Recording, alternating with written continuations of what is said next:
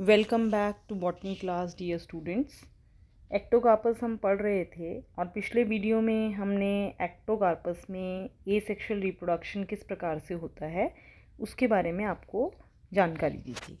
इस वीडियो में हम डिस्कस करेंगे आज सेक्शुअल रिप्रोडक्शन कि किस प्रकार से यहाँ पर एक्टोकार्पस में सेक्शुअल रिप्रोडक्शन होता है। तो सबसे पहले सेक्सुअल रिप्रोडक्शन का एक वीडियो एल्गी का मैंने बनाया था, आप देख सकते हैं उसमें। और उसमें हमने बताया था आपको कि सेक्सुअल रिप्रोडक्शन जो है वह 3 प्रकार से हो सकता है, आइसोगैमी, एनाइसोगैमी एंड ऊगैमी। तो यहाँ पर आप देखेंगे कि सेक्सुअल रिप्रोडक्शन या तो आइसोगैमस टाइप का होता है या फिर एनाइसोगैमस टाइप का होता है। ऊगैमस यहाँ पर नहीं पाया जाता। एनाइसोगैमस के अंदर जो कि बहुत कॉमन है, यहाँ पर 2 प्रकार की एनाइसोगैमी पाई जाती है। एक तो कहलाती है मॉर्फोलॉजिकल एनाइसोगैमी और दूसरी कहलाती है फिजियोलॉजिकल एनाइसोगैमी। एग्जाम्पल की अगर हम बात करते हैं तो सेकेंडस के अंदर, एक्टोकार्पस सेकेंडस के अंदर मॉर्फोलॉजिकल एनाइसोगैमी है और सिलेक्युलोसस जो स्पीसीज़ है, सिलेक्युलोसस के अंदर फिजियोलॉजिकल एनाइसोगैमी पाई जाती है। और क्योंकि ये सेक्सुअल रिप्रोडक्शन है तो गैमिट फॉर्मेशन होता है और गैमिट फॉर्मेशन जो है वह गैमिटेंजिया में होता है और गैमिटेंजिया यहाँ पर प्लूरिलॉक्यूलर होता है जो कि हेप्लॉइड होता है, जो कि डेवलप होता है किस पे, हेप्लॉइड प्लांट पे। हेप्लॉइड क्यों होता है? क्योंकि हेप्लॉइड प्लांट पे वो बना हुआ होता है, लगता है, वो बनता है, वहाँ पे डेवलप होता है, तो इसलिए वह हेप्लॉइड ही होता है। तो सबसे पहले हम ये जानेंगे यहाँ पर कि आइसोगैमस क्या है, एनाइसोगैमस क्या है, और एनाइसोगैमस में मॉर्फोलॉजिकली एनाइसोगैमी क्या है और फिजियोलॉजिकल एनाइसोगैमी क्या होती है। आइसोगैमस, जैसा कि हम नाम से ही बता सकते हैं, आइसो मतलब सेम, ऐसा फ्यूजन गैमीट्स का जिसमें कि जो फ्यूजिंग गैमीट्स हैं वह दोनों ही समान हो, बिल्कुल एक समान हो। अगर इस प्रकार का फ्यूजन है, इस प्रकार का रिप्रोडक्शन है, तो उसे हम आइसोगैमस टाइप ऑफ रिप्रोडक्शन कहते हैं। एनाइसोगैमस मतलब कि जो समान नहीं हो, जिनमें कि जो फ्यूजिंग गैमेट्स हैं वो अगर समान नहीं हैं, तो इस प्रकार का फ्यूजन को हम कहते हैं anisogamous type of fusion. Anisogamy जो है, अब हमने कहा 2 प्रकार की होती है।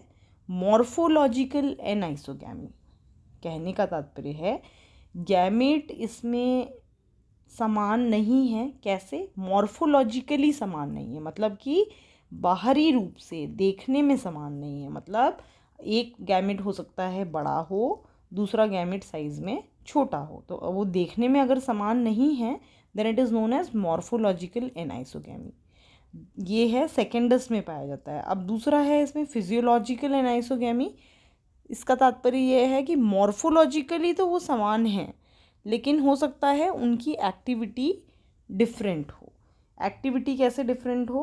कि हो सकता है उनमें से एक ज़्यादा अच्छे से चल सकता हो, ज़्यादा एक्टिव हो, दूसरा जो है उतना एक्टिव न हो। तो ये एक तरीके से उनकी फिजियोलॉजी हो गई।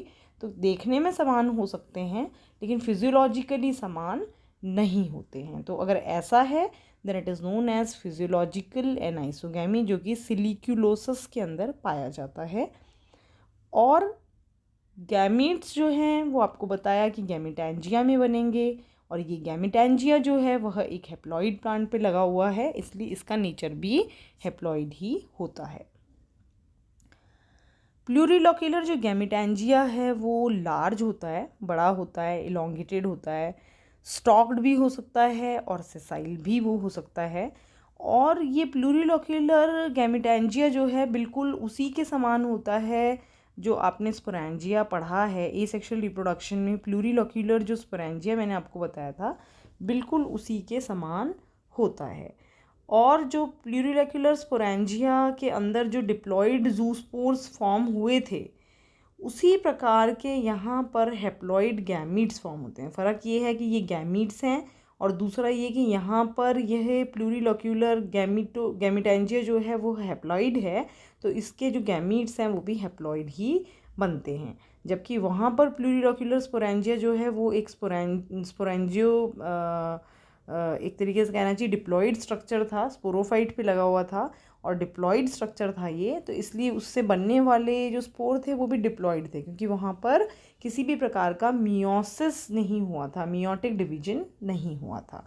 तो गैमीटेंजिया, प्लूरिलोक्यूलर गैमीटेंजिया एंड प्लूरिलोक्यूलर स्पोरेंजिया बिल्कुल समान होते हैं, इवन इनका डेवलपमेंट भी समान है। जो फ़र्क है यहाँ पर वह फ़र्क यही है कि जो गैमीट्स बनते हैं वह हैप्लॉइड होते हैं, और यहाँ पर जो जू स्पोर्स बने थे वो डिप्लॉइड स्ट्रक्चर थे। ये मैंने आपको बता ही दिया कि मॉर्फोलॉजिकली एक जैसे होते हैं, थोड़ा सा साइज़ में फ़र्क हो सकता है, लेकिन अमूमन एक जैसे ही होते हैं। और जो गैमीटेंजिया का डेवलपमेंट है वो बिल्कुल प्लूरिलोक्यूलर स्पोरेंजिया के डेवलपमेंट के समान है। यहाँ पर भी वैसे ही लेटरल ब्रांच निकलती है, एपिकल सेल जो है वो स्पोरेंजियल इनिशियल की तरह एक्ट करता है, एनलार्ज हो जाता है, और फिर उसमें माइटोटिक डिविजन्स होते हैं और मल्टी चैम्बर्ड स्ट्रक्चर एक फॉर्म हो जाता है, और हर एक स्ट्रक्चर के अंदर आप कह सकते हैं बहुत सारे गैमीट्स का फॉर्मेशन होता है, और वो गैमीट्स जो हैं बिल्कुल जूस्पोर के प्रकार के होते हैं, और वैसे ही रप्चर होके वॉल और लिबरेट आउट हो जाते हैं बाहर, जिस तरीके की जूस्पोर लिबरेट आउट हुए थे। अब चूँकि गैमीट का फॉर्मेशन हो चुका है तो फिर बारी आती है फर्टिलाइजेशन की। तो फर्टिलाइजेशन जो है यहाँ पर आप देखेंगे कि मेजॉरिटी ऑफ जो स्पीसीज़ है वो फिजियोलॉजिकल एनाइसोगैमी यहाँ पर होती है, लेकिन कुछ स्पीसीज़ में हमने मॉर्फोलॉजिकल एनाइसोगैमी भी देखी, जैसे कि हमने पहले भी आपको बताया था सेकेंडस के अंदर मॉर्फोलॉजिकल एनाइसोगैमी था।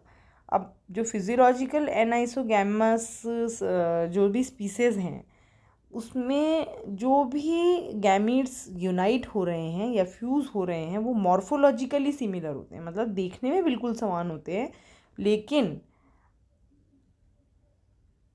दूसरी तरफ में अगर हम मॉर्फोलॉजिकल एनाइसोगैमी की बात करते हैं तो वहाँ पर वो समान नहीं होते। मॉर्फोलॉजी में फीमेल गैमेट बड़ा होता है और मेल गैमेट छोटा होता है।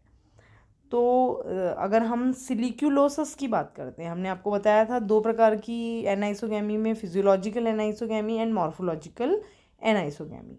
तो सेकेंडस तो आपको एग्जाम्पल बताया गया है मॉर्फोलॉजिकल एनाइसोगैमी, मतलब जिसमें कि मॉर्फोलॉजिकली दोनों गैमेट समान हैं, लेकिन सिलिक्यूलोसिस जो बताया है आपको वो फिजियोलॉजिकल एनाइसोगैमी है उसके अंदर।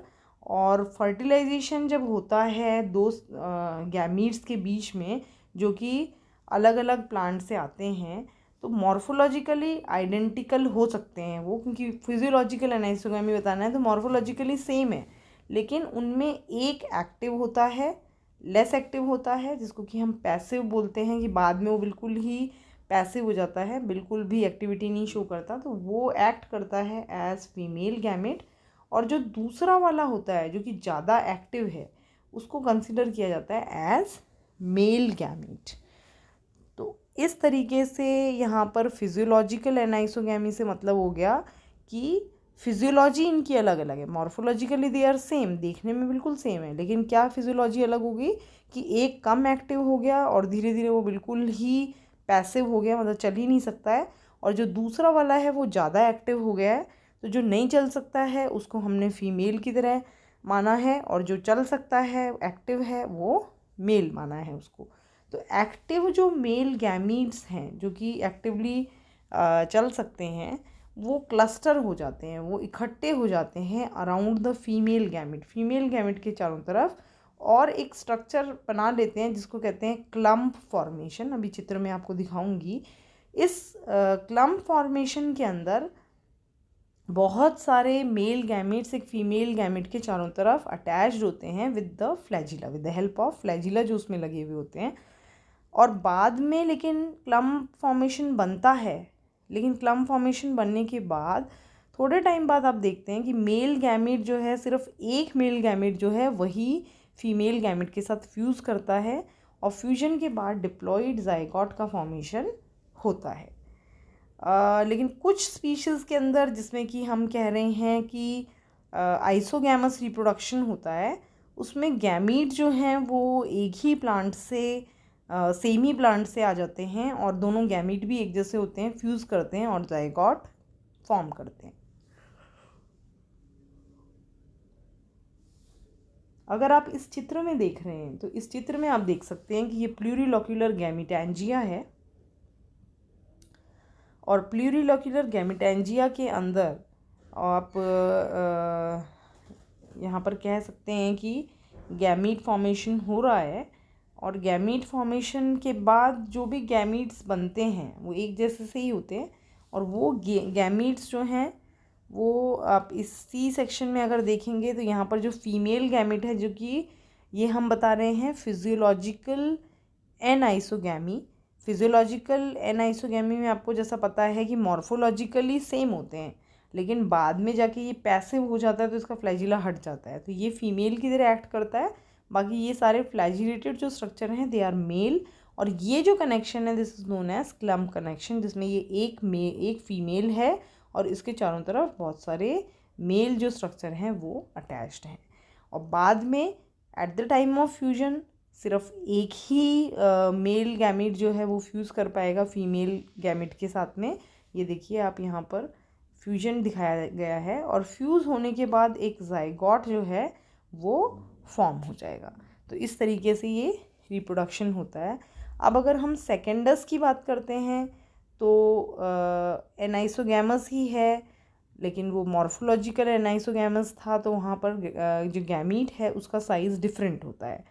स्मॉल गैमीट्स जो हैं वो माइक्रो गैमीटेंजिया में बनते हैं, स्मॉल से मतलब है माइक्रो, और लार्ज जो गैमीट्स हैं वो बिगर गैमीटेंजिया में बनते हैं, जिसको कहते हैं मेगा गैमीटेंजिया।